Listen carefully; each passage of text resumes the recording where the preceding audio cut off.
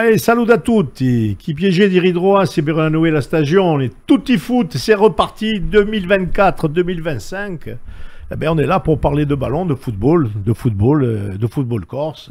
Patrice, Jean-Baptiste, notre invité David Carredo qui est avec nous et qui nous fait le plaisir d'être avec nous pour cette première de la nouvelle saison. Alors avant de commencer, je vais demander un peu à David de nous parler de lui et un petit peu, de nous résumer un peu son parcours pour arriver jusqu'à Sud FC et pour pas dire chez toi. Avant tout, merci pour l'invitation, c'est un grand plaisir. Bon, je n'aime pas parler de moi personnellement, mais vous me posez la question, oui, en effet, j'ai 14 ans d'entraîneur senior. Pour aller vite, il y a 3 ans, j'étais entraîneur adjoint en National 3 en Balagne, où je suis arrivé en fin de saison, et il y a eu cette fameuse descente. La saison d'après, j'étais nommé entraîneur en R1, toujours en FC Balagne, mais l'année n'a pas pu se terminer à cause du Covid.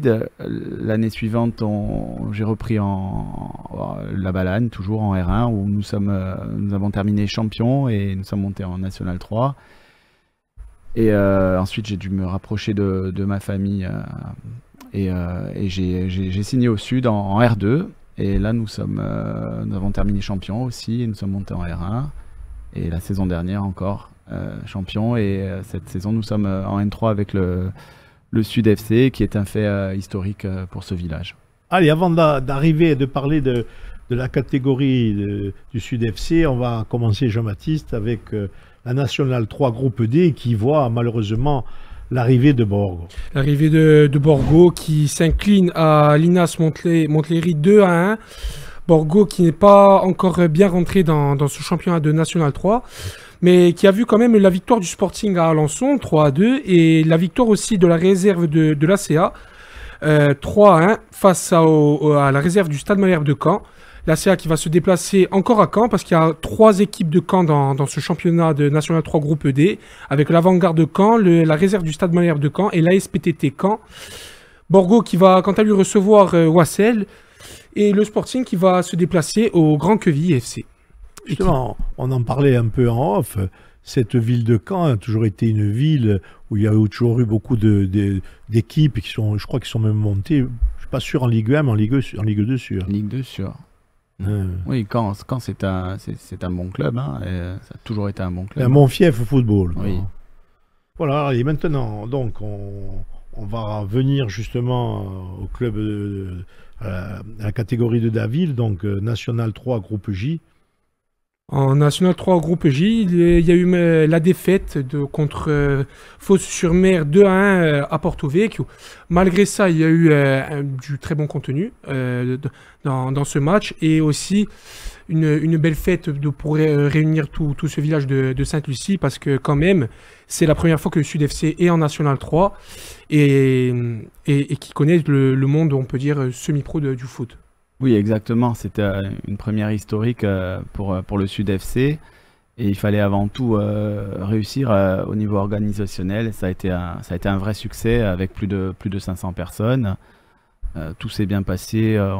On a eu des bons retours, même de l'adversaire qui a bien été accueilli. Et ils se sont d'ailleurs très bien comportés.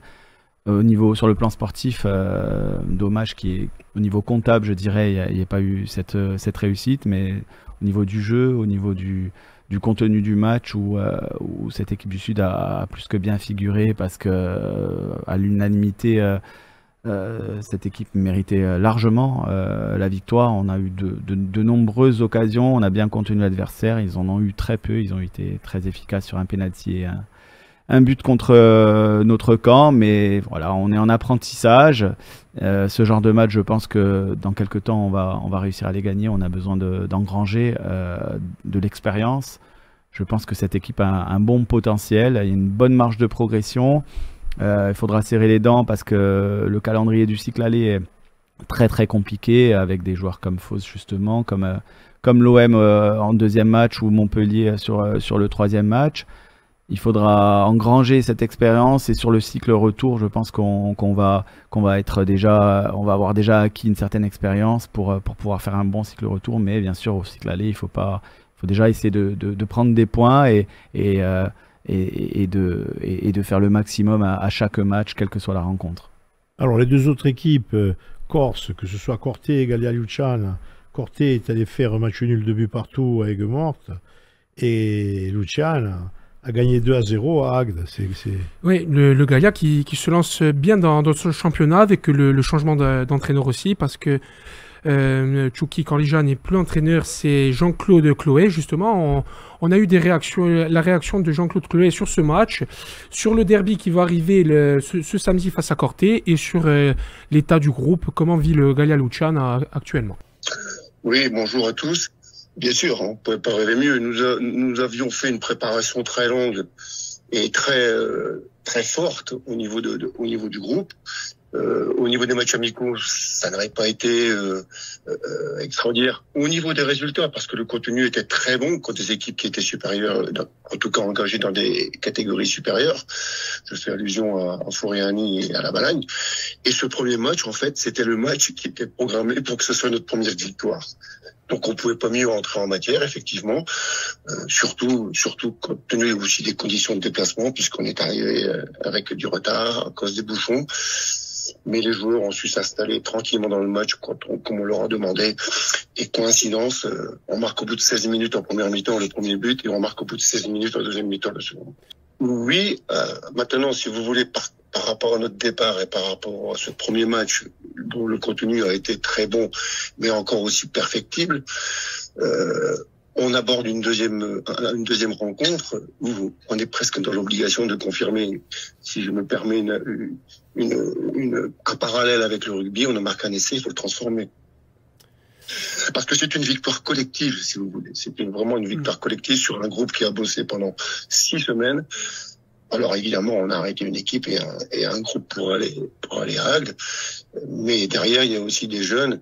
Et c'est tout, c'est toute l'ambition du club de vouloir intégrer dans son effectif des joueurs corses. Hein. C'est la vocation, c'est la vocation du club du Gallia. Hein. Alors j'ajouterais aussi que la municipalité nous met dans des conditions de travail qu'on peut dire presque professionnelles. Donc il y a une adhésion du groupe qui est quand même assez importante. Et je crois qu'il se dégage un état d'esprit, une mentalité. Quand il a fallu préserver le résultat, ça s'est bien ressenti. Il y a une âme qui est en train de se créer. Voilà. Et c'est là-dessus que nous, on insiste le staff technique. C'est l'ambition du club. Hein. C'est l'ambition du club, c'est de former, à travers un organigramme qui se met en place par les nouveaux dirigeants, de former des jeunes Corses appelés à intégrer l'équipe première. On en a quelques exemples, hein, avec Sanchez, avec d'autres qui sont là et qui sont encore en formation, si vous voulez. Il faut leur laisser le temps de mûrir au contact des anciens, et tôt ou tard, ils apparaîtront par leur travail et par nous aussi, notre abnégation à les faire travailler. Gallia Luciana, Jean-Claude Chloé qui s'est exprimé sur ce début de championnat, et la prochaine journée aussi, David Carédu, c'est le déplacement à la réserve de l'Olympique de Marseille. Déjà dans ce championnat, une grosse cylindrée qui arrive de cette poule. Oui, comme je vous disais, on a un début de championnat très très compliqué, hein, déjà avec Fos qui est un énorme budget, qui a fini 4e la saison dernière à 1 point du 3e, qui a recruté 5 joueurs de National 2, et l'OM, ça reste une réserve de Ligue 1 constituée uniquement de professionnels, avec, faut pas oublier, une génération qui est montante avec la Coupe Gambardella gagnée il y a très peu de temps. En effet, nous sommes Sainte-Lucie et ça reste des gros matchs à jouer, mais on va pas se mettre de pression particulière. Il faut qu'on vive cette saison, il faut qu'on vive ce genre de rencontre. On va se donner une chance à chaque rencontre. Elle sera différente tactiquement, on va proposer autre chose, mais en tout cas, on va essayer de les inquiéter à notre manière, et on va faire le maximum pour essayer de ramener quelque chose de ce déplacement. Voilà, cette équipe a besoin de mûrir, a besoin de ce genre de match, a besoin de se former. Il faudra être un petit peu patient, mais cette équipe, elle a des valeurs, et je pense que si on est très sérieux, voilà, on peut aller faire quelque chose sur ce match. Donc objectif premier, c'est avant tout prendre le rythme de cette catégorie, et surtout objectif le maintien.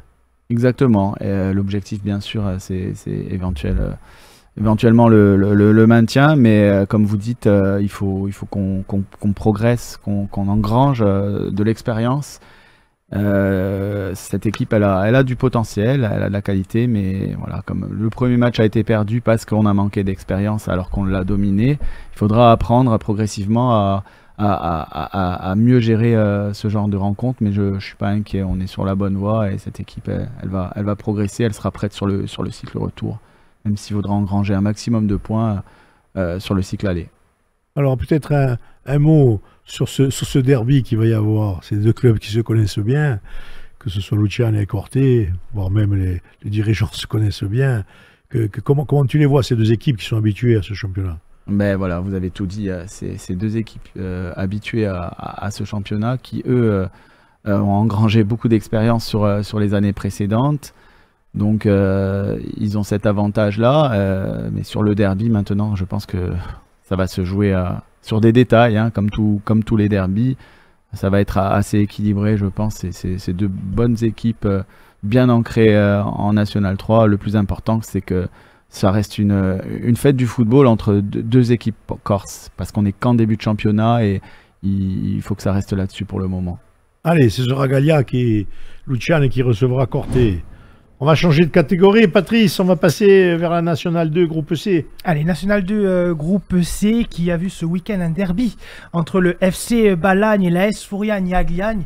C'est les Balanins qui ont sorti vainqueurs 4 buts à 0. On est déjà à la deuxième journée de ce groupe national 2, puisqu'auparavant, le FC Balagne s'est imposé à l'extérieur à Aubervilliers 3 buts à 2, alors que Fouriane-Yagliagne, lui, s'était imposé à domicile face à Thionville 2 à 0. On le voit au classement, le FC Balagne est premier pour le moment avec 6 points et l'AS Fouriane-Yagliagne est 9e avec 3 points. Et d'ailleurs, on a eu une réaction de l'entraîneur de cette équipe du FC Balagne, Nicolas Husman, qui revient justement sur ce derby entre la Balagne et le Fouriane-Yagliagne.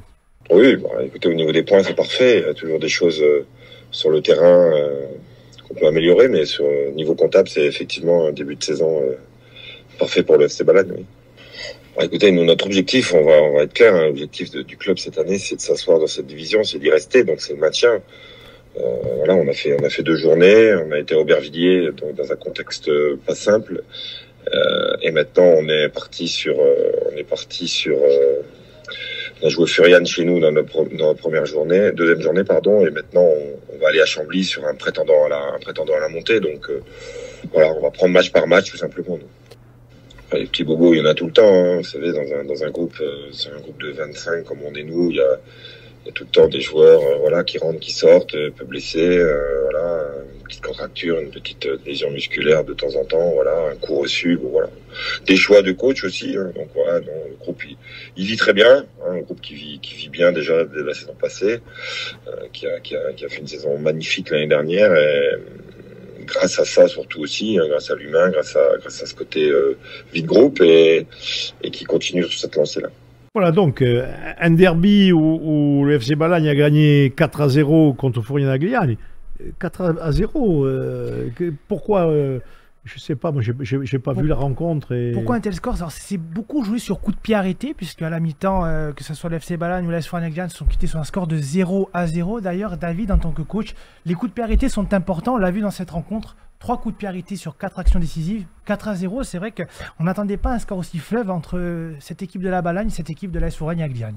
Oui, les coups de pied arrêtés, comme vous dites, c'est très important et ça peut être déterminant et ça l'a été pour la Balagne parce que le premier but a mis un coup de massue à Fouriane quand tu joues à domicile, mais on voit très bien qu'ils ont été travaillés et que ce but sur coup de pied arrêté est une combinaison qui a été travaillée à l'entraînement, donc c'est pas le fruit d'un hasard et comme vous dites, le pourcentage de buts sur coup de pied arrêté est très important et ça décante souvent les matchs très serrés comme celui-là. Apparemment à la mi-temps il était 0-0, même si selon mes échos mon ancien club a quand même largement mérité et a dominé les débats.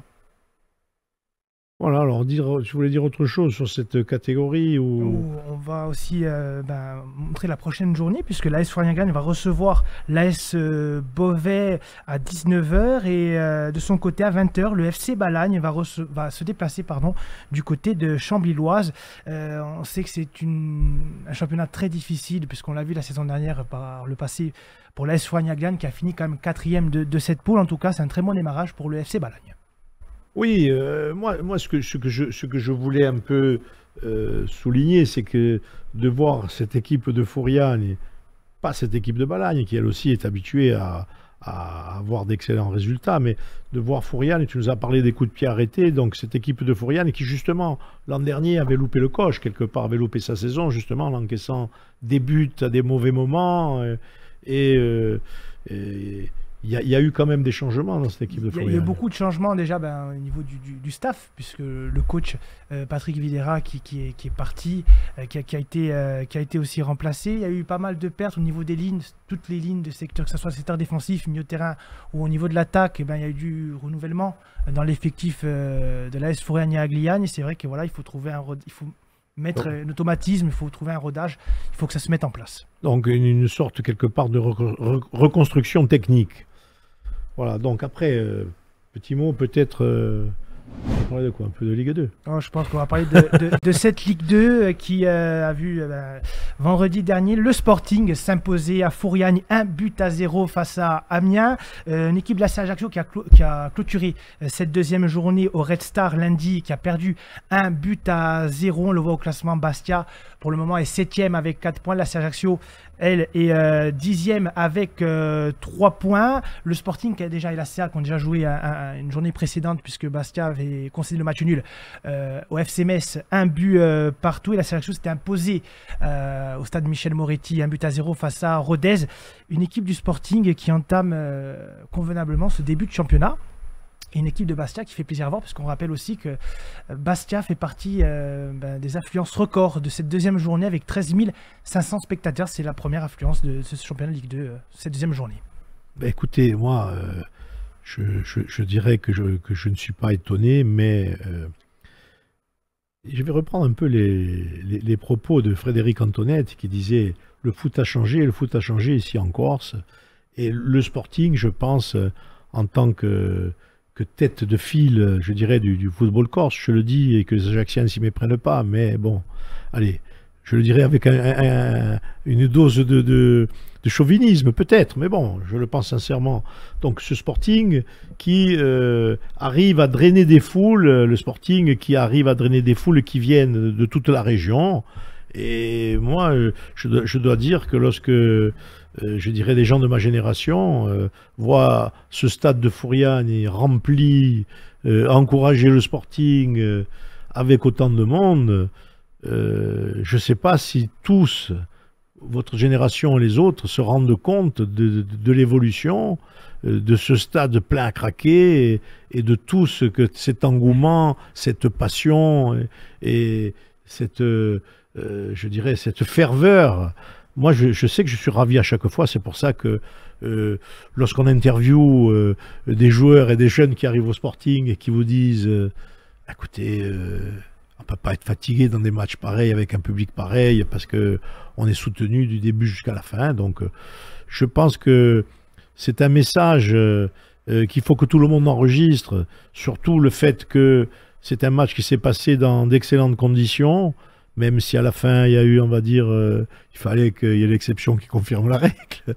On ne va pas s'étaler là-dessus, mais le foot, le sport, c'est bien quand on le pratique, c'est bien quand on arrive à supporter, c'est bien aussi quand on gagne à la fin. Et pour en revenir maintenant aux sportifs, cette équipe du Sporting qui, je pense, va progresser régulièrement et lorsqu'elle sera dans une configuration, je parle bien de groupe et d'équipe, Total pourra montrer toutes les ambitions que le club, les dirigeants, le staff, les joueurs et bien sûr nos supporters avant avec le Sporting 2024-2025. On a vu aussi des nouveautés lors de cette rencontre à Fouriane. C'est déjà la charnière centrale à Cuesson-Guevara qui a été alignée pour la première fois de la saison. Et le retour, c'est important de le préciser, de Julien Madjot qui est rentré en cours de jeu, qui n'avait pas forcément joué la saison passée pour les raisons que l'on connaît. C'est vrai que cette équipe du Sporting qui est jeune, qui va vite de l'avant. On a vu un Cyril Etoga casser des lignes aussi dans le milieu de terrain. Une équipe qui a de la jeunesse, qui n'a pas forcément d'expérience, mais l'expérience va venir au fur et à mesure, bien entendu. Et bien sûr, à titre d'information, et ça c'est important de le préciser, il y a eu 2 arrivées aussi du côté du Sporting, puisque Noah Dona et Aya Batili, milieu de terrain de 20 ans et 21 ans, ont signé au Sporting Club de Bastia. On rappelle aussi que le mercato n'est pas terminé, que le Sporting est à la recherche d'un numéro 9, un profil qui manque au Sporting après le départ de Florian Bianchi et bien sûr de Miguel Alfarella, des profils qui n'étaient pas forcément attendus au départ à ce moment-là.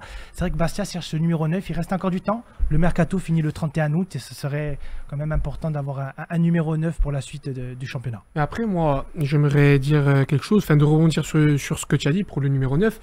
Il a dit, Benoît Tavenot, il cherche un 9, mais qu'il n'allait pas prendre pour prendre, que si un bon profil il arrive, il le prendrait, mais qu'il préfère faire avec ce qu'il a, de construire avec les joueurs qu'il a, plutôt que de prendre un joueur par défaut et de mettre un numéro 9 par défaut. Son but, vraiment, c'est s'il y a un 9, on le prend, mais travailler avec le groupe, s'il n'y a pas de possibilité, on ne prendra pas pour... En tout cas, ce que je sais, c'est que depuis lundi, donc ce début de semaine, les dirigeants s'activent en coulisses pour faire signer un 9 avant le 31 ouais. Ça, c'est une certitude. On n'en doute pas, bien sûr. Bien sûr, la réponse est entre vos 2 propos. C'est-à-dire que d'un côté, le coach qui dit « je ne vais pas faire un caca nerveux pour me prendre un qui a un numéro 9 qui ne va pas répondre à nos exigences », et d'un autre côté, des dirigeants et tout le staff qui essayent de trouver le joueur qu'il faut. Parce qu'effectivement, le Sporting a des capacités globales. On l'a vu lors des 2 rencontres. Mais c'est certain qu'il faut qu'on améliore notre finition, notre capacité de tirer au but, la capacité de développer du jeu autour de la surface, dans la surface et tirer au but. Bien sûr, ça c'est ce que tout entraîneur, après je te passerai la parole, David, tout entraîneur souhaite de son équipe, mais tu as parlé de la défense, c'est vrai que le coach a des solutions. On a vu une équipe très solide en défense à l'extérieur, on a vu une équipe avec des nouveaux joueurs tenir le choc, on a vu, et moi ce que je dis et que je redis et que j'ai dit régulièrement suite à ces 2 rencontres, moi ce qui me fait plaisir, c'est qu'il y a un groupe, je pense que ça va faire plaisir aussi au coach et au tout le staff, il y a un groupe qui répond présent, qui tourne et qui...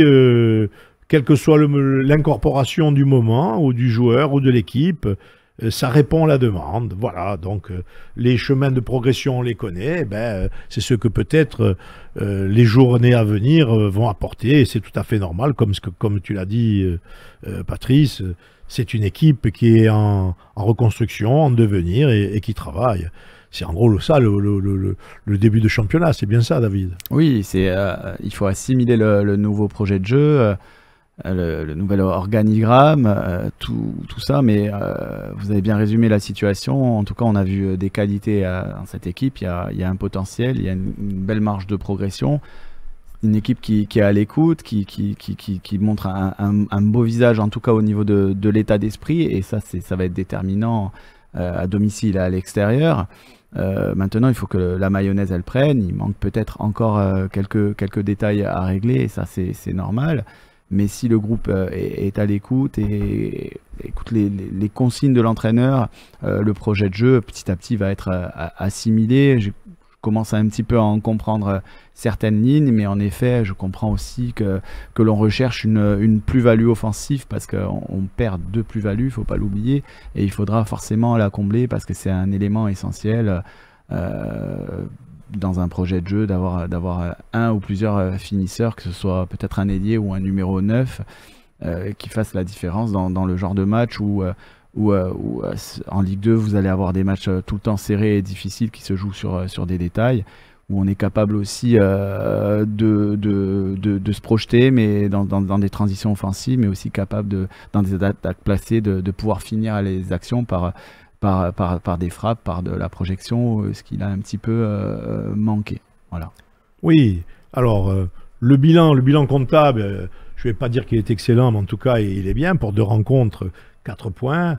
Benoît Lavenot a fait sa première rencontre, son retour à Fouriane victorieux. Je pense qu'on a une bonne dynamique et que le travail à venir va essayer de faire fructifier ce bon début de saison. Effectivement, ce bon début de saison. Puis on l'a dit, il y a aussi le premier match à Metz.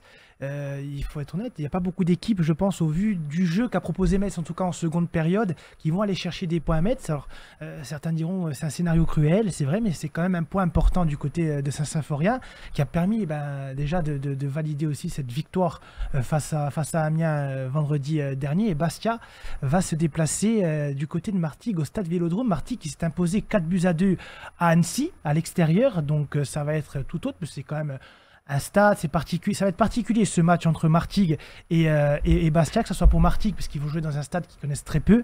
Il y a une équipe du Sporting, elle, qui va jouer dans un stade qui va être malheureusement déjà quasiment vide, parce que les supporters bastiais sont interdits de déplacement.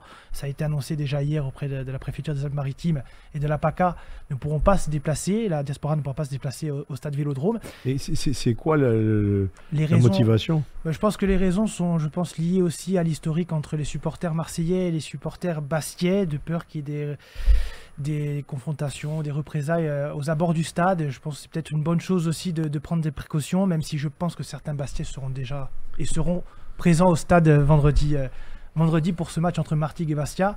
Et l'AC Ajaccio, lui, recevra 3 à Michel Moriti.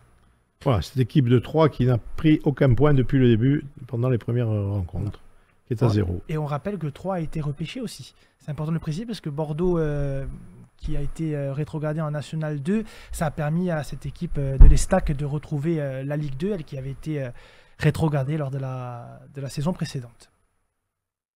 Oui, donc, est-ce qu'on a tout dit? On a tout dit, on a quand même donné aussi rendez-vous vendredi à 20h aux auditeurs et auditrices d'Énergie Corse pour la rencontre entre Martigues et le Sporting Club de Bastia. Voilà, et puis après, il faudra bien sûr, Jean-Baptiste, parler des autres catégories qui vont reprendre. Les autres catégories qui vont reprendre, parce que là, il y a la National 3 qui a repris le week-end dernier et la National 2 qui a repris de ça il y a 2 week-ends, tout comme la Ligue 2. Mais il y a la Régionale 1, Régionale 2 et Régionale 3 qui arrivent dimanche prochain, le 8 septembre, c'est les premières journées. Et la Régionale 4 qui, elle, démarre un peu plus tard, qui va démarrer le 22 septembre, parce qu'ils ne sont que 10 dans cette Régionale 4, contrairement à la Régionale 1, 2 et 3 qui sont 12 dans les championnats. Mais le retour des championnats régionaux, c'est dans une semaine. Voilà, messieurs, je crois qu'on a fait le tour. Merci encore à David Carré d'avoir été avec nous pour cette première de la saison 2024-2025. On lui souhaite bien sûr toute la réussite qui va avec son groupe pour à nouveau peut-être arriver dans nos studios avec des événements positifs dans ce nouveau championnat où vous débutez. Et en tout cas, merci beaucoup, David. Merci à vous, c'était un plaisir. Voilà, Tutti Foot, c'est terminé. On se retrouve la semaine prochaine pour une nouvelle édition de football. Merci, messieurs. Merci à Brice qui nous a gentiment fait la technique. Et Amighi Sporti, ou alors, Tutti Foot, di Cuno, Ringraziamo, moi.